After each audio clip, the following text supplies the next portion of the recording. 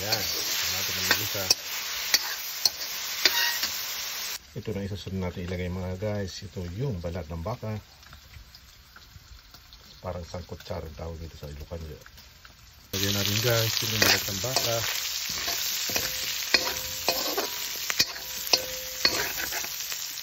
Ayan, laman loob naman ng ano. Yes, tapos lagyan naman natin itong mga laman loob ng baka. Tulad ng libro, towel, saka mga isaw. That's it. Hanggang halo-haloin natin ng konti. Ito, mamaya-maya ilagay na natin yung laman ng baka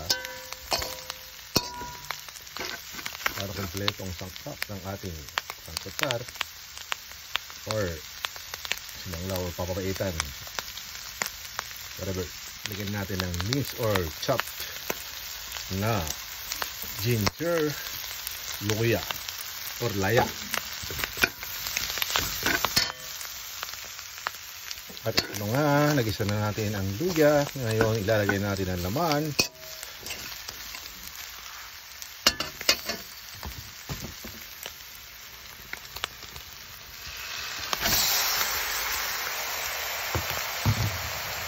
Ayan na, nakalagay na yung laman. Ngayon, halu-haluin na natin ng konti. Ngayon, pero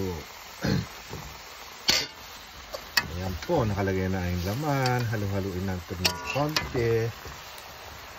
Pag medyo nagbabrown na ng kulay ng karne, lagay na natin ng tubig para yun ang pinakasabaw niya para magiging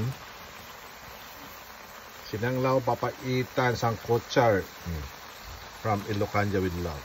At ayan na nga po mga idol, mga friends, mga boss, nagisa na po yung laman. And then ngayon lalagyan na natin ng tubig para meron na sabaw. Lagyan na po natin. Ayan na guys, gawin natin ating papaitan, sinanglaw, sangkotsa.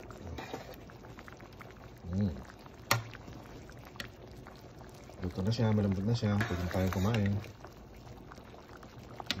Thanks for watching.